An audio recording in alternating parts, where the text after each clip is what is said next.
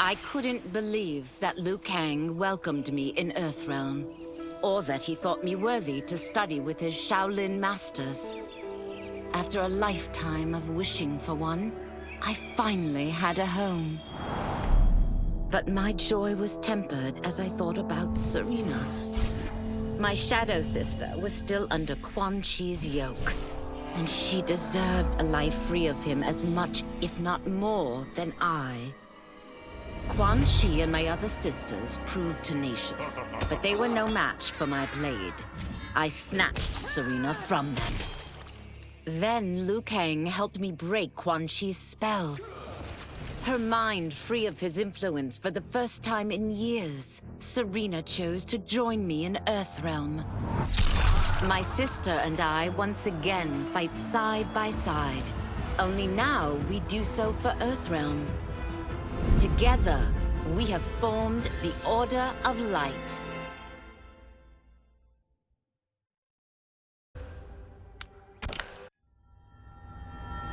While the regime had changed, little else had. My people still suffered in silence, ignored by the rest of Outworld. Though now I knew Empress Melina's secret, that she was also afflicted with Tarkat. If anyone would help, it would be her. But how to get an audience? Syzoth. He was the Empress's new emissary to the Zaterrans. I asked him to introduce us. At great personal risk, he agreed.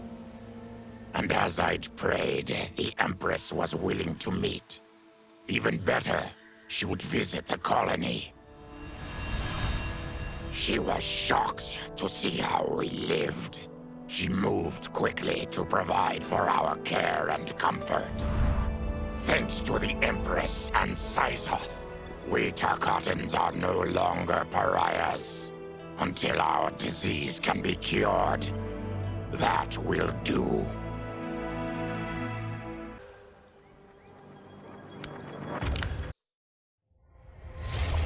Though the barriers between timelines had been rebuilt, there was no question that they could again be broken.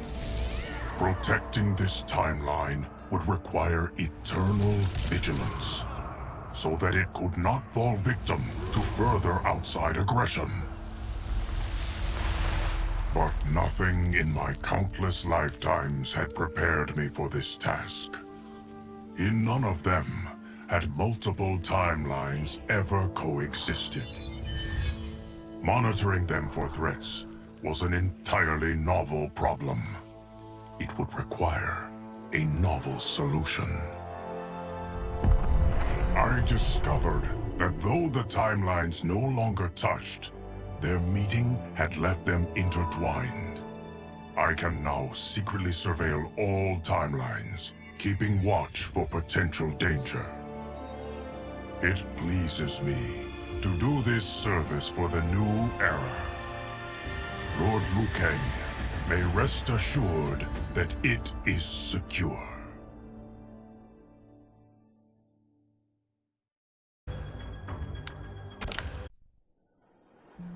Quan Chi's defeat had cost me everything.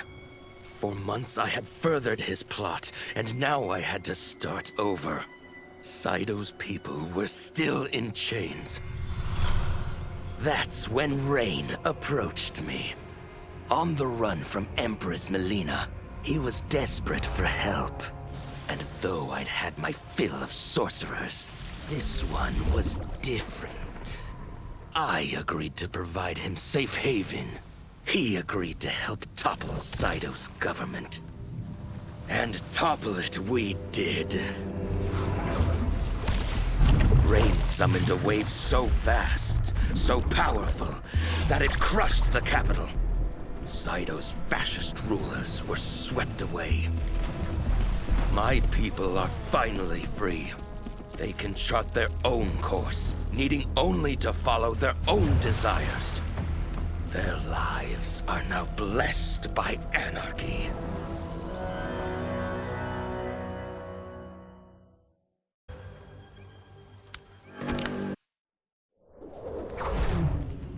Since this whole thing kicked off, I'd wondered why Liu Kang chose me to be a champion. I mean, sure, I was killing it as a martial arts star, but it's one thing when it's all for show. It's different when you're playing for keeps. Then Liu Kang let me in on his master plan. He wanted the masses to know about the world beyond them, the one filled with gods and monsters, and he wanted me to tell him about it. But I knew revealing the truth all at once would be too shocking of a plot twist for most. That's why I pitched doing a bunch of stories, to slowly get people used to it. And if there's one thing I can do, besides kick ass in combat, it's build a cinematic universe. I'm serving up movies, streaming series, games, you name it. I like that I'm doing a public service. And it doesn't hurt that I'm making more than a few bucks. It's the kind of synergy that would make any studio mogul proud.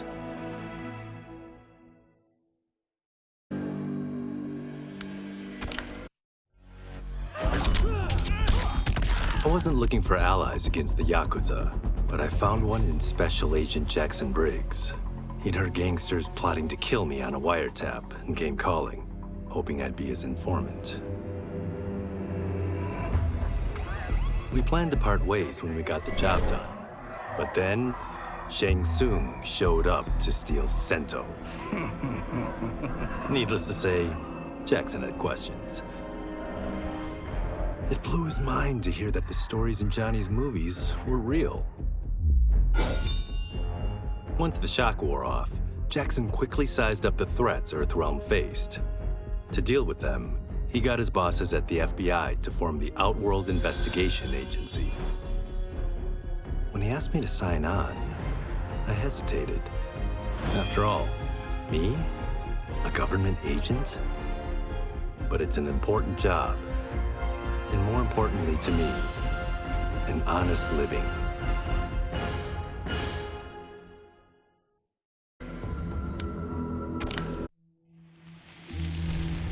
General Shao's revolt left Outworld's armies in tatters. We were vulnerable to enemies both foreign and domestic. That's why my sister asked me to take command, to stitch her military back together and purge Shao's loyalists within it. She trusted only me with the task. The soldiers, however, had little faith. They thought me a spoiled dilettante, unprepared and unfit to serve. That I could fight mattered little. All that mattered was that I wasn't one of them. I finally earned their loyalty by orchestrating an epic victory over Shao and his rebels. Though the general himself escaped, his forces were smashed. For as long as I am able, I will lead the Empress's armies in defense of Outworld. Through strength, we will achieve peace.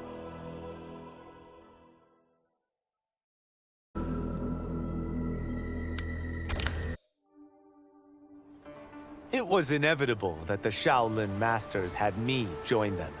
They knew just how much future initiates could learn from me. Shujinko was one of my earliest.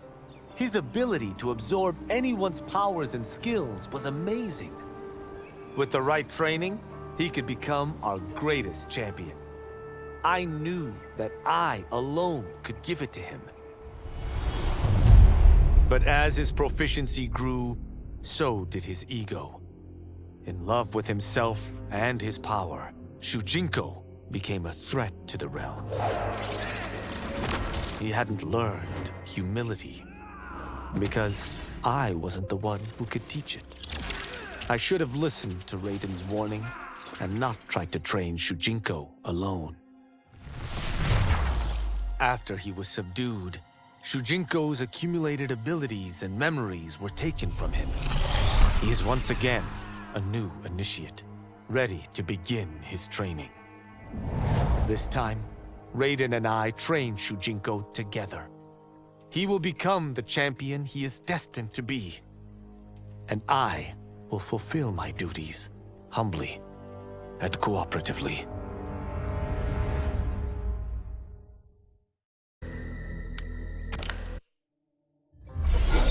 As her reign began, Empress Melina faced many challenges.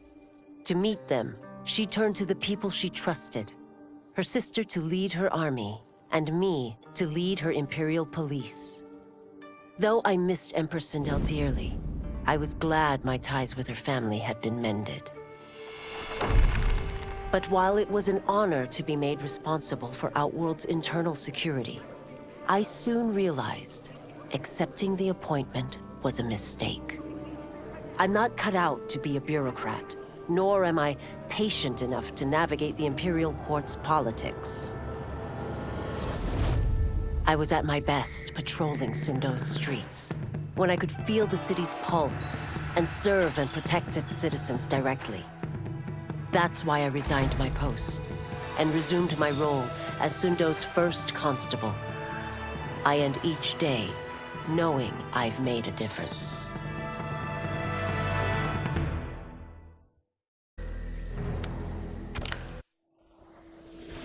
My loyal partner had warned me.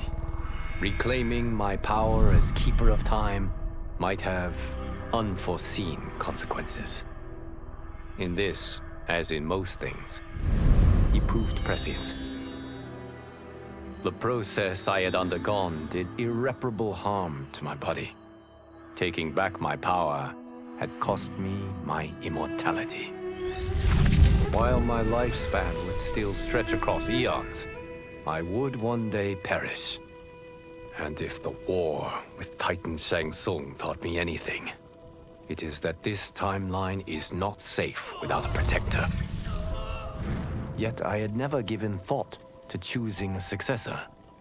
Who is it that could replace me and protect my new era?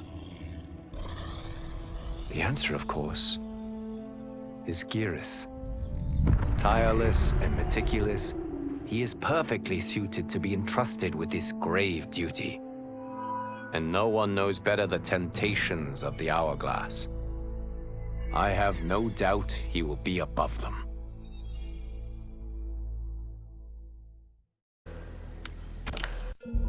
Though worried about how the public might react, I met with Baraka to discuss his Tarkatans. Speaking from his heart, he moved me. I agreed to visit his colony and see how his people lived. The conditions were atrocious. This was one of my mother's few mistakes. Like all Outworlders, she treated Tarkatans with scorn.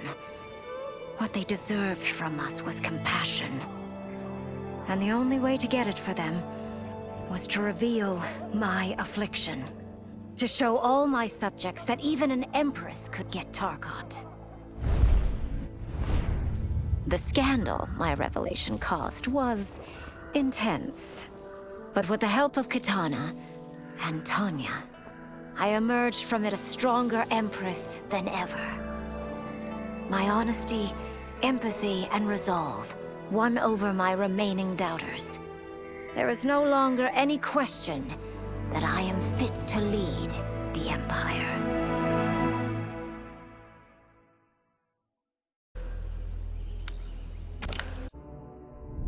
Quan Chi's plot collapsed. Along with it, my plan to secure new beings to feed my starving people. Because I'd advocated for partnering with him, I was held responsible. If I didn't seize for Viternus' new feeding grounds, the Coven would banish me. But then, I had a revelation. I didn't need to conquer realms to feed my people. I simply needed to capture enough beings to breed them. Once they multiply, Viternus will have a limitless, renewable source of food. And I only need a few thousand to start. A number so small compared to the billions in the realms that no one will notice as people go missing. but it will be more than enough to establish our breeding stock and feed a ravenous Veternus.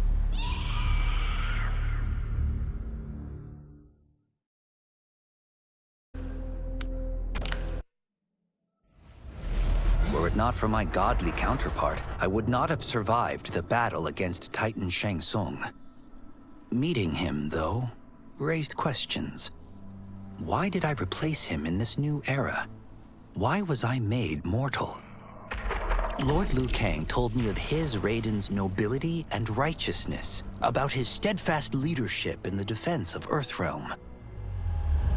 He also told me about Raiden's dark side, how he could be consumed by rage and cast aside the rules he otherwise lived by.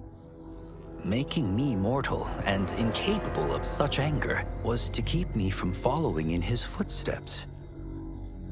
Though I understood the reasons why, I felt I had been done a disservice. To survive the coming battles, I may need the edge that only great rage can bring. As the Shaolin couldn't aid me, I sought out someone who could. Someone to stoke the fire within me and teach me to master it. For this, I could have no better teacher than the Shirai Ryu's Grand Master.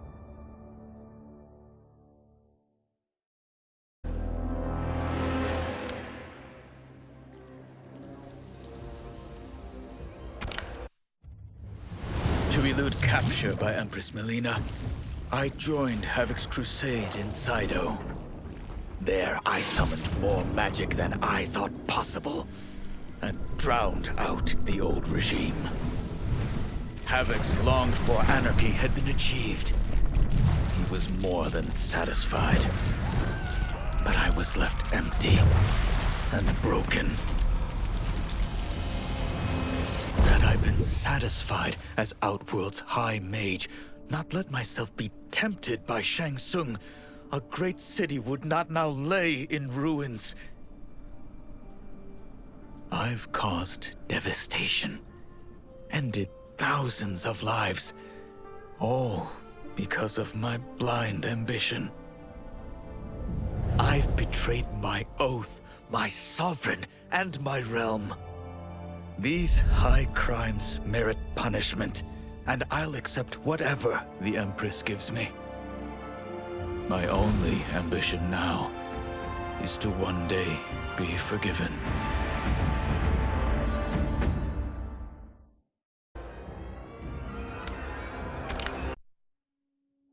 With General Shao freed from prison, we began raising a new army against the royal family. Though many were eager recruits, few were good at soldiering. It was so bad, the general was forced to change tactics. He decided that we needed a doomsday weapon. That weapon isn't a thing, though. It is a monster. Onaga, the Dragon King. The general told me the old legends were true. That his ancient ancestor defeated Onaga, trapping him deep inside Mount Sagan. The Dragon King is still there today. His pent-up fury waiting to be unleashed. Because Onaga is so dangerous, the general wouldn't risk trying to tame him before. But now, he feels we have no choice. Though I likely won't survive, I accept this mission gladly. I can think of no greater honor than to give my life in the general's service.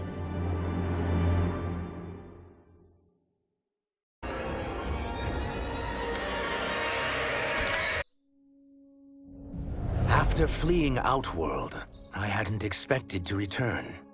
But then, I also hadn't expected the new Empress to make me an offer I couldn't refuse.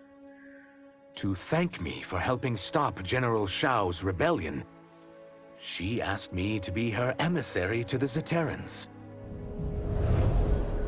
Going home, bearing the seal of the royal house, I would show, once and for all, that my mutation wasn't to be feared. That it wasn't a source of shame. To my surprise, I was welcomed. But those warm smiles hid a dark secret. I stumbled upon a trove of official records, which showed that my shape-shifting ability isn't unique. Many Zaterrans are born with it, but are killed by their government to keep it from spreading. Who started this barbaric policy?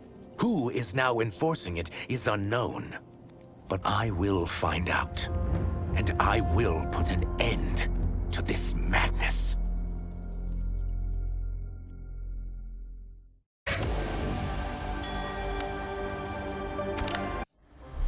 No sooner had Titan Shang Tsung been defeated than Bihan and his loyalists hunted us down. Outnumbered, we fled to Japan. There, we sought refuge from an old family friend. As children, we played together. But Harumi Shirai was a woman now, the head of her clan. Her strength, beauty, and intellect awed me. Also incensed by Bihan's betrayal, Harumi agreed to help me forge a new clan, one that would stand against him and defend Earthrealm.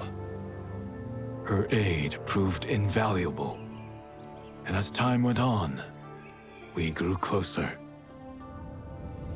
To honor Harumi and pay respects to my new bride, I named the clan after her, calling it the Shirai Ryu. Now the battle against my brother begins in earnest. The Shirai Ryu won't rest until Bihan is defeated and the Lin Kuei's honor restored.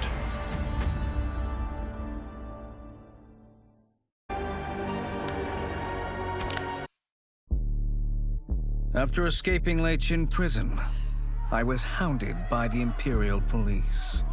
I needed a place to hide and to recuperate while I plotted the best way forward. I knew the remote canton of my youth would be perfect. To escape capture, I traveled by sea. Little did I know that a gargantuan storm was brewing. My tiny craft was smashed apart. I closed my eyes, waiting to drown, hoping that the Netherrealm wouldn't claim my soul. But when I reopened them, I found myself not in hell, but on a deserted island. From its ruins, I could tell that great sorcerers had once lived there. In the caves beneath the ruins, I found what I can only describe as a well of souls.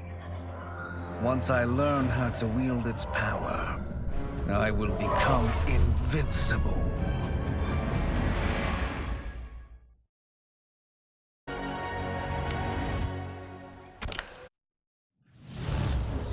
The battle had been lost, but the war isn't over.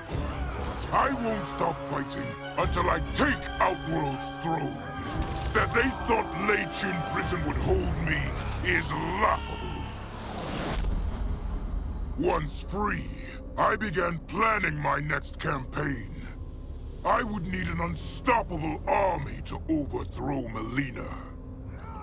Unfortunately, most of my former soldiers lacked the courage to rally to my standard. Rebuilding my army would require finding new recruits.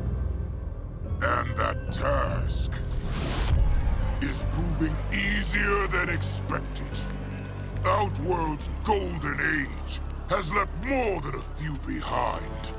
Without hope, without power, they eagerly heed my call to tear down Melina's government.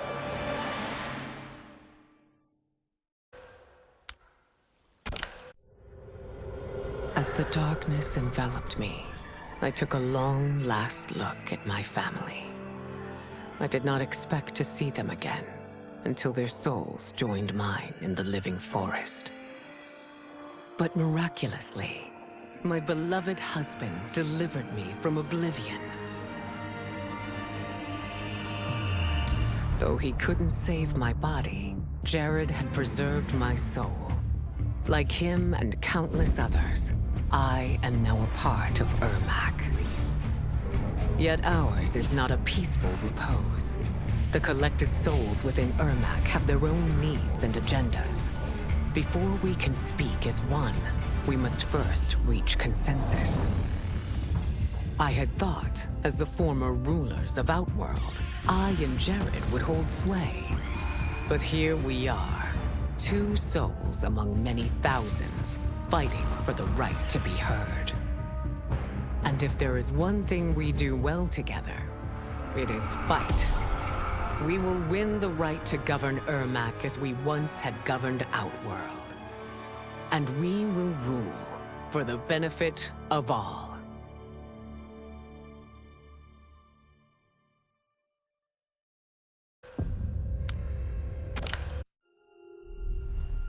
Kuai Liang and I were working hard to build our new clan.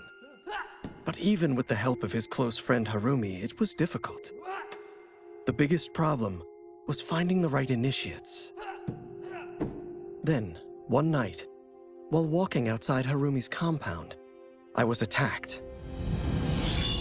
I thought at first it was a Lin Kuei assassin, but his strikes were too uncertain, too angry. My attacker, it turns out, was a boy. Homeless and hungry, his assault was born of desperation. He needed money so that he could eat. It was like looking at myself 15 years ago. I would have ended up just like him if the Lin Kuei hadn't taken me in. So I took the boy to Kuai Liang, who also appreciated his fire. We made him our first initiate. The boy's name? Hanzo Hasashi.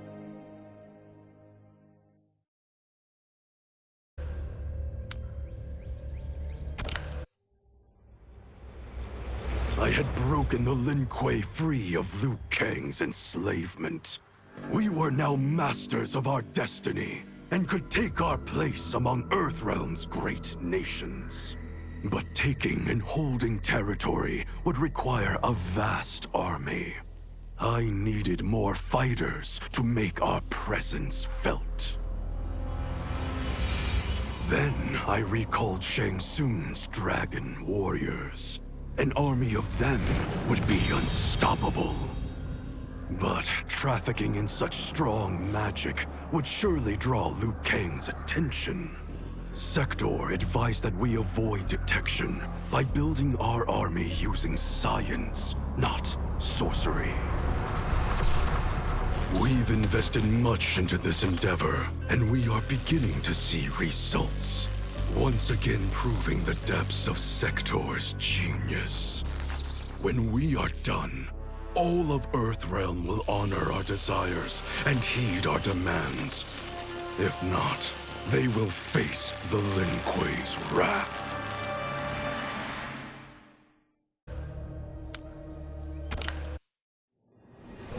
Until recently, I hadn't met Li Mei, but I had heard the stories. How the Umgadi's matron superior blamed her for not preventing Emperor Jared's murder. How she quit in disgrace rather than accept punishment. But those stories didn't fit the woman I now knew. Li Mei would never have been so negligent. Eventually, I uncovered the truth. The failures and mistakes which led to the Emperor's murder, they resulted from poor decisions made by the matron superior themselves. They made Li Mei their scapegoat. When the Empress found out, she wanted the Umgadi disbanded. But I convinced her that it could be reformed. To make sure it did, she put me in charge. I am humbled by this sacred responsibility. The Umgadi, my sisters, they are my life. I will not let them be brought down by the acts of a selfish few.